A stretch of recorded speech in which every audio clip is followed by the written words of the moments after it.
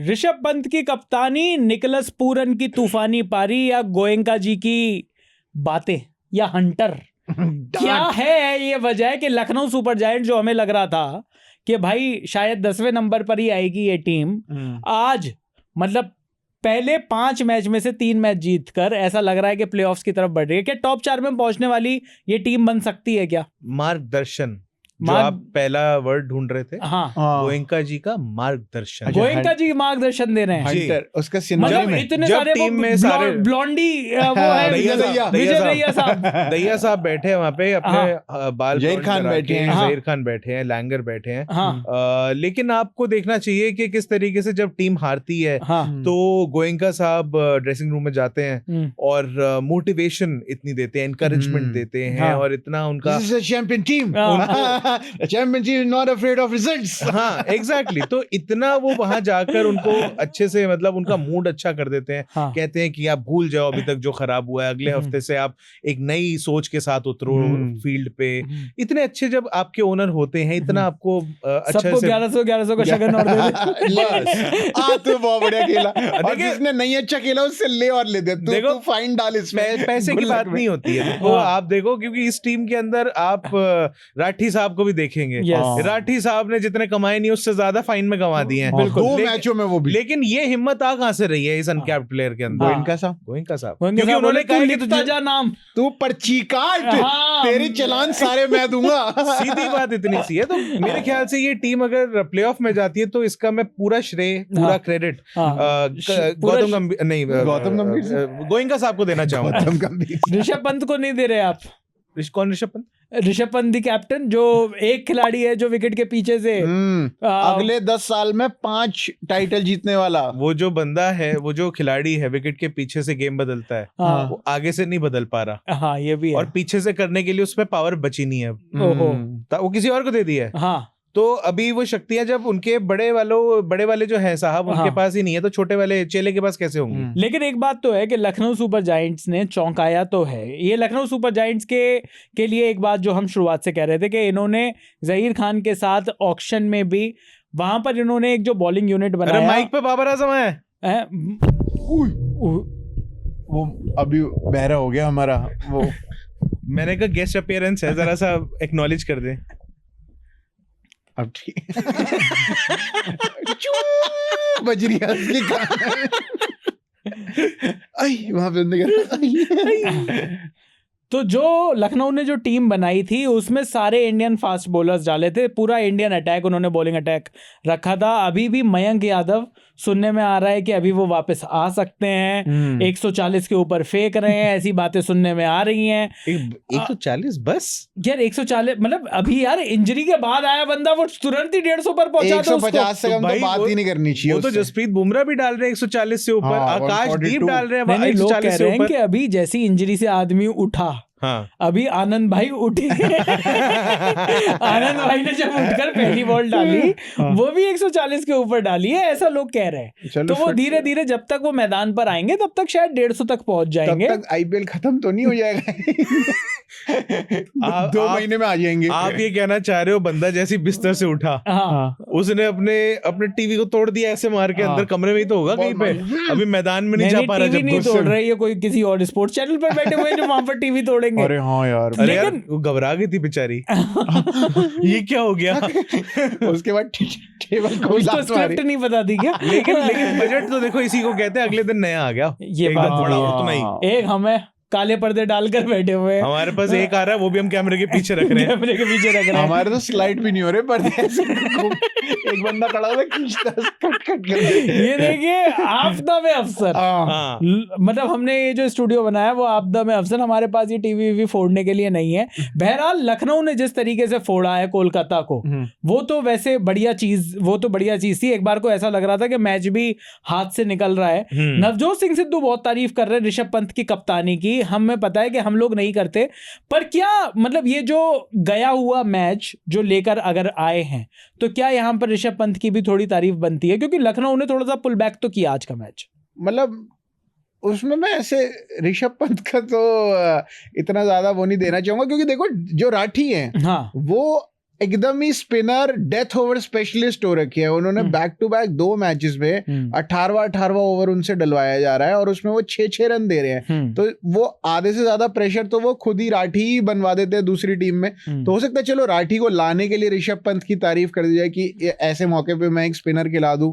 इसमें ये कर रहे हैं ऋषभ पंत के एक स्टंप माइक के ऊपर एक ऑडियो जो था वो आया एकदम से कि भाई तेरे से नहीं फील्डिंग लगाई जा रही, मैं लगाता हूँ तेरे लिए।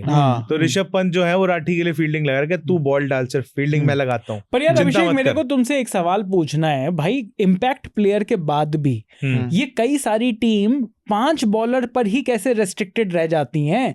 एक कल के मैच में भी ऐसा हुआ और आज के मैच में भी ऐसा हुआ कि आखिरी ओवर फेंकने के लिए आपके पास रवि बिश्नोई, पिछले मैच में जो आरसीबी थी, आरसीबी के पास वो बड़े भैया बड़े पंड्या रह गए थे।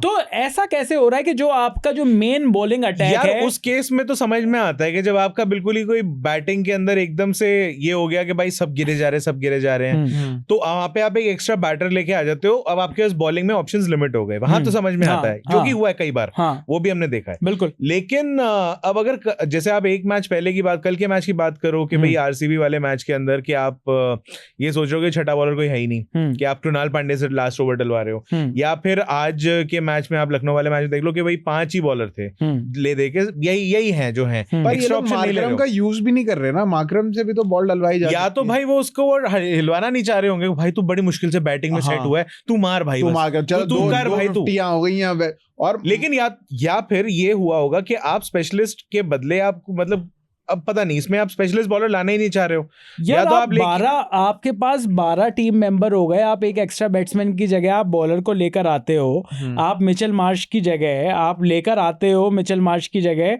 आप लेकर रवि बिश्नोई आए, लेकिन आपके पास पूरे 20 ओवर करने के लिए आकाशदीप, शार्दुल ठाकुर, आवेश खान, दिग्वेश राठी और रवि बिश्नोई के अलावा आपके पास और कोई बॉलर ही नहीं था। आपके पास आयुष बदोनी से आप बॉलिंग नहीं करा सकते थे, आप बाकी पूरन से नहीं करा सकते थे, मिचेल मार्श तो चलो चले ही गए, एडन माकरम नहीं कर सकते थे, अब्दुल समद नहीं कर सकते थे। तो यहाँ अब्दुल समद कर सकते हैं वैसे तो, बॉलिंग पर करने को तो माकरम भी कर सकते, माकरम और अब्दुल समद दोनों ऑप्शन थे इनके पास, पर उन्होंने ट्राई नहीं किया। तो ऐसा पिटाई होने दो, क्या होगा? स्पेशलिस्ट बॉलर एक्स्ट्रा आप लेके आ सकते हो। एक लॉजिक यही होता है कि यार एक बैट्समैन को आप बाहर करते हो, एक एक्स्ट्रा बॉलर आप लेकर आते हो, लेकिन पता नहीं क्या इस टाइम इम्पैक्ट प्लेयर के क्या अगेंस्ट हैं लोग या क्या है, या पता नहीं बहुत ही अच्छे से समझ गए कि इम्पैक्ट प्लेयर हमें ऐसा कोई इस्तेमाल नहीं करना कि हमारा टीम का कोर कॉम्बिनेशन जो है वो बिल्कुल बिगड़ जाए और बाद में कुछ उसका ऊपर नीचे रिजल्ट निकले। बट पता नहीं, मुझे समझ में नहीं आता कि आपके जब अच्छे बॉलर हैं और आप बाद में बॉलिंग करने आ रहे हो और आपके पास इम्पैक्ट प्लेयर लेने का ऑप्शन होता है, तो आप एक स्पेशलिस्ट बॉलर लेके आओ, बट वो लेके नहीं आ रहे। बिल्कुल, मतलब कई बार वो इस बेसिस पे, कई बार वो एक्चुअली इस बेसिस पे प्लेयर सिलेक्ट कर रहे होते हैं फील्डर कौन बेहतर हो सकता है। नहीं, और मुझे तो ये ऐसा लग रहा है कि ज्यादातर जो टीम्स हैं वो अब सिर्फ ऑलराउंडर को उन्होंने खत्म ही कर दिया, बोले कि यार ऑलराउंडर ऐसा चाहिए ही नहीं। आप ये सोचो कि मतलब कृणाल पांड्या कल 4 ओवर फेंक कर गए, कृणाल पांड्या से आपने आखिरी ओवर भी फेंकवाया, बड़ी बातें हो रही हैं। वैसे मुझे ऐसा लगता है कि रजत पाटीदार और ऋषभ पंत दोनों क्योंकि अपना अपना मैच जीत गए, इसलिए इस बारे में इनकी खिंचाई नहीं हो रही। और यहीं पर मुझे लगता है कि हमारा वीडियो से अलग होना चाहिए, क्योंकि आप इनकी कप्तानी की तारीफ कर रहे हो। यार ये कैसी कप्तानी है कि आपका आखिरी ओवर आपके पास स्पेशलिस्ट फास्ट बॉलर या स्पेशलिस्ट ऐसा कोई बॉलर जो कि लास्ट ओवर में, जो कि बिल्कुल स्लॉग ओवर्स में वो स्पेशलिस्ट हो, वो आपके पास आखिरी ओवर के लिए बचता ही नहीं है, आपके पास कोई बचता ही नहीं है। ये किस तरीके की कप्तानी की तारीफ नवजोत सिंह सिद्धू कर रहे हैं भाई? ये किस तरीके से कि नहीं उन्होंने पीछे से मैच बदला, भाई वो पीछे खड़ा होगा स्टंप के, वहीं से बदलेगा, वहीं से कप्तानी की कॉल्स जाएंगी। उसमें फिर भी मेरे को एक लॉजिक ये नजर आता है कि आप भुवनेश्वर कुमार और हेजलवुड को मैच का जो उस टाइम पे कॉन्टेक्स्ट था कि भाई मार रहे हैं, घुमा रहे हैं, कुछ भी कर रहे हैं, थोड़ी भी पेस आ रही है तो निकाल रहे हैं, और भुवनेश्वर कुमार अपनी वो स्विंग उस टाइम पे तक मिलती नहीं है, तो उनकी आधी जो मतलब वो जो धार होती है वो कम हो जाती है। उसके बाद हेजलवुड भी जो है वो बॉल पटक के, वो जो सीम बॉलर होते हैं टिपिकल उस तरीके के हिट द डेक हार्ड वाले उस टाइप के हैं, और उस पॉइंट पे जो रन चाहिए थे और जैसे लोग खड़े हुए थे कि बिल्कुल ही मारने को तैयार, तो वो अगर वैसे बंदे मिल जाते हाथ पे बाद में अगर चढ़ते तो उस पे रन मारना शायद आसान रहता। और अगर नहीं, मैं वहां तक समझ सकता हूँ अभिषेक के 17, 18, 19, 20 वो शील्ड करा आई थिंक उस टाइम पे 17, 18, 19, 20 आपके पास आखिरी के 4 ओवर में 3 स्पेशलिस्ट बॉलर हैं, 3 आपके पास फास्ट बॉलर बचे हैं, आपके पास यश दयाल का 1 ओवर बचा है, आपके पास जॉश हेजलवुड का 1 ओवर बचा है, आपके पास भुवनेश्वर कुमार का 1 ओवर बचा है। तो आपने कप्तानी में ये दिमाग लगाया कि भाई मैं 16वां ओवर एक कमजोर बॉलर को ना देकर मैं अपने पहले 3 प्रीमियर बॉलर्स को यूज कर लेता हूं ताकि गेम इतना डीप तो जाए। लेकिन सच बताऊं तो ये कप्तानी मैं, आप और आप तीनों में से कोई भी अगर होता तो वो यही करता है। इतना तो क्रिकेट हर किसी को समझ में आता है। मेरा सवाल ये है कि लियम लिविंगस्टन को आपने 10 ओवर 11वें ओवर के आसपास क्यों नहीं यूज कर लिया? आपने कोई और बॉलिंग ऑप्शन 1-2 ओवर, ताकि आपके आखिरी 3 ओवर या आखिरी 4 ओवर में आपके पास चारों वो बॉलिंग ऑप्शन होते जो कि आपको समझ में आता, जो कि गेम को कंटेन कर सकते थे। अब ये वाली जो कप्तानी है, मुझे लगता है कि रजत पाटीदार से भी यही गलती हुई, मुझे लगता है ऋषभ पंत से भी यही गलती हुई, लेकिन क्योंकि दोनों टीमों ने अपना अपना मैच जीता है, इस वजह से लोग कप्तानी की बड़ी तारीफें हो रही हैं और ये सब चीजें हो रही हैं। मेरे हिसाब से तो यार इसके अंदर वही है कि अब जो टीम मैनेजमेंट होती है, अब ये पता नहीं ये मुझे लग रहा है या इस आईपीएल में मतलब हमने नेहरा पाजी जो है उनके साथ हमने देखा कि उनका कितना ज्यादा इनपुट रहता है, एक फुटबॉल मैनेजर वाला उनका इनपुट रहता है। तो वहां पे एक सवाल ये भी आता है और एक डिबेट ये भी आती है कि कप्तान कितना कंट्रोल में है और कोच का क्या कंट्रोल बढ़ता जा रहा है एक चलते मैच के ऊपर। पहले हम देखते थे कि मैसेजेस जा रहे हैं, अब होता है कि बंदा वहीं स्टेशनड होता है, डगआउट्स हैं वो भी छोड़ो, उसके बाद बाउंड्री पे अलग से आ जाते हैं, कप्तान वहीं खड़ा होता है बाउंड्री पे, लगातार स्ट्रैटेजी चल रही होती है। तो क्या अब सारा श्रेय जो है या सारा ब्लेम जो है वो कप्तान पे डालना भी सही है या नहीं है? मतलब ये भी सच है, मतलब क्योंकि अगर आप चीखम चिल्ली ज्यादा कर रहे हैं, हाँ, मुझे ये भी लगता है कि नेहरा जी ये चिकन चिल्ली शुभमन गिल पर ही कर सकते थे, हार्दिक पांड्या पे कर नहीं पा रहे। लेकिन एक चीज और है, शुभमन गिल बाउंड्री पे नहीं खड़ा होता, शुभमन गिल आगे खड़ा होता सर्कल में ज्यादातर, और हार्दिक पांड्या अपने आप को वहां पे बाउंड्री पे रखते थे कि भाई मेरे को तो ये भी याद नहीं रहता कि ओवर कैसे रोटेट करने, तो नेहरा जी बता रहे हैं, तो ये कप्तानी, हाँ करेक्ट। तो मैं वही कह रहा हूँ कि हार्दिक पांड्या उतना वो करते थे कि मैं बाउंड्री पे रहूंगा, तो चिल्लाने की जरूरत नहीं पड़ती थी, वो एक चीज है। बाकी यहाँ जहीर खान बैठे, मुझे नहीं लगता है कि जहीर खान अगर कोई इनपुट दे रहे हैं, जो कि मेरे को लगता है कि बहुत ज्यादा दे रहे हैं, क्योंकि उनकी भी वो दिखता रहता है कि जिस तरीके से दिखाते हैं, मैसेजेस जा रहे हैं, ये हो रहा है, वो बार बार खुद ही चल के वो जस्टिन लैंगर हल्के पड़ गए। मतलब जिस तरीके से हमने उनको ऑस्ट्रेलियन क्रिकेट में ऑपरेट करते हुए देखा है, उस हिसाब से शायद उन्होंने अपने आप को इंडियन क्रिकेट के हिसाब से ढाल लिया है। अरे उस हिसाब से तो यार दैया साहब नहीं दिख रहे कहीं पे, खाली बैठे रह जाते, वरना तो आके अपना मोटिवेशनल स्पीच दे रहे होते ना। मैं कह रहा हूँ दैया साहब के अगर बाल काले होते तो कोई पहचानता भी नहीं, वो तो ब्लॉन्ड कलर की वजह से दैया भाई ज्यादा पहचाने जा रहे हैं। PR, this is my PR, मैं लगूंगा ऐसा तभी तो दिखूंगा। हाँ सही बात नहीं, आइल्स क्या ले आएंगे,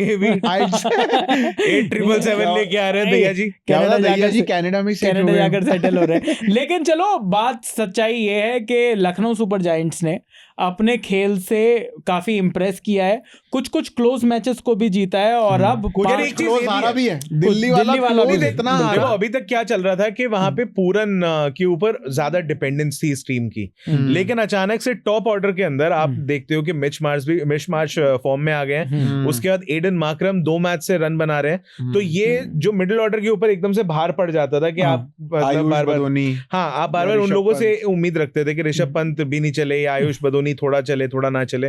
अब एटलीस्ट टॉप ऑर्डर आपको वो बेस दे रहा है कि मिडिल ऑर्डर थोड़ा टाइम लेके सेटल होके उसके बाद एक ही बंदा ही तोड़ रहा है, वो तो निकोलस पूरन ही पूरी टीम को, लेकिन निकोलस पूरन अगर आउट हो जाते तो फिर बाद में वो दिक्कत आ रही थी कि भाई कोई कुछ नहीं करेगा, कोई कैसे करेगा। लेकिन वो जो ऊपर 2 बंदे और चलने लग गए हैं, उससे वो प्रेशर मिडिल ऑर्डर पे से थोड़ा सा हटा है और इसीलिए इतना बड़ा स्कोर बना भी है। लेकिन मैं तो वीडियो के एंड में सिर्फ एक ही बात कहना चाहूंगा कि मुझे ऐसा लगता है कि लखनऊ सुपर जायंट्स ने ये जो अभी 5 मैच में से 3 मैच जीते हैं, इसमें बहुत बड़ा योगदान दिग्वेश राठी का भी रहा है। वो जो बंदा निकल कर आया है इनकी बॉलिंग में, और ये सच्चाई है कि दिग्वेश राठी ने जो इनके जो प्रीमियर स्पिनर जिनको इन्होंने रिटेन किया, रवि बिश्नोई, उनको बिल्कुल ओवरशैडो कर दिया है, कंप्लीटली ओवरशैडो कर दिया। दिग्वेश राठी इस साल बढ़िया करे, ठीक है, रवि बिश्नोई बहुत टाइम से अच्छा करते आ रहे हैं, वो एक बात है।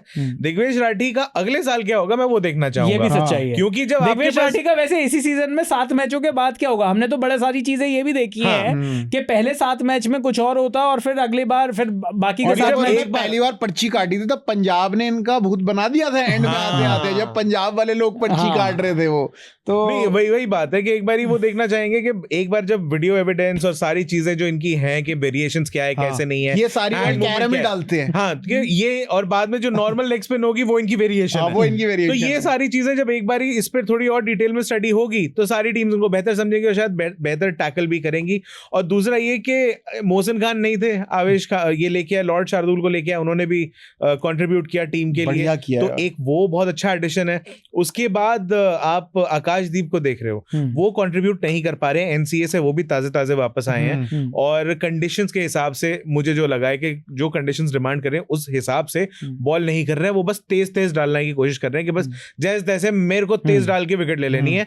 वहां पे वो खा रहे हैं रन, 2 मैचों से लगातार रन खा रहे हैं, और उनकी वजह से प्रिंस यादव जैसा बढ़िया बंदा बाहर बैठा हुआ है। तो इनको कहीं ना कहीं अगर बैटिंग इनकी फिक्स होती जा रही है तो इनको अपनी बॉलिंग को भी फिक्स करना जरूरी है। फिक्स मतलब कि थोड़ा रिपेयर, थोड़ा ठीक करना। मैं ये नहीं कह रहा फिक्स का, ये क्या करने का बोल रहा है भाई, फिक्स, ये पाकिस्तान प्रीमियर लीग हो रही है, ये कोई छोड़ो खैर। हाँ, लेकिन यहाँ पर लखनऊ की टीम 5 मैच में से 3 मैच जीत चुकी है। लेकिन एक और सच्चाई है, वीडियो में जाते जाते मैं ये बता देना चाहता हूँ कि ये जो 3 जीत जो लखनऊ सुपर जायंट्स की आई हैं, वो उन 3 टीमों के खिलाफ आई हैं जो कि अभी पॉइंट्स टेबल में काफ़ी नीचे चल रही हैं। पहला मैच दिल्ली कैपिटल्स के साथ था लखनऊ सुपर जायंट्स का, जो कि वो मैच हार गए थे। दिल्ली कैपिटल्स नंबर 1 पर चल रही है। उसके बाद सनराइजर्स हैदराबाद को इन्होंने 5 विकेट से हराया। सनराइजर्स हैदराबाद का हमने देखा कि पहला मैच जीतने के बाद वो सारे ही मैच लगभग हार चुके हैं। उसके बाद Punjab Kings, again another strong team in the IPL, उससे ये 8 विकेट से हारे। मुंबई इंडियंस जो कि इस बार बिल्कुल भी आग नहीं लगा पा रही, बड़ी खराब परफॉर्मेंस उनकी चल रही है, उनको लखनऊ सुपर जायंट्स ने 12 रन से हराया। और कोलकाता नाइट राइडर्स जो कि फिर से अपने 5 मैच में से 3 मैच हार चुके हैं, उनको लखनऊ सुपर जायंट्स ने हराया। तो जो कम से कम जो टॉप 4 की जो टीमें हैं, दिल्ली, पंजाब, गुजरात, जो बढ़िया प्रदर्शन कर रही हैं, अभी उसमें दिल्ली और पंजाब से हार चुके हैं, गुजरात से आगे मैच है। डगर काफी लंबी है, 14 मैच में से अभी 5 ही मैच खेले हैं, 3 मैच जीते हैं, 2 मैच हारे हैं। अभी तो ऐसा लग रहा है कि अभी थोड़ा सा ऑल सेट है। मुझे अभी से लग रहा है कि इन्होंने शायद अपनी रेपुटेशन से थोड़ा सा बेहतर प्रदर्शन किया है। पर आपको क्या लगता है कि क्या लखनऊ सुपर जायंट्स की टीम में वो दम है कि वो प्लेऑफ्स के लिए क्वालिफाई करेंगे? 5 मैच में 3 जीत, 6 पॉइंट्स ऑलरेडी हो चुके हैं, लगभग कम से कम 16 पॉइंट चाहिए होंगे क्वालिफिकेशन के लिए। क्या आपको लगता है कि ये वो टीम है, ऋषभ पंत की ये वो टीम है जो टीम इस आईपीएल 2025 में प्लेऑफ्स में क्वालिफाई करके दिखाएगी? अभी के लिए इस वीडियो में इतना ही। मेरा नाम है चैन रस्तोगी, मैं अभिषेक मनचंदा, मेरा नाम है प्रशांत कपूर, और आप देख रहे हैं स्विच।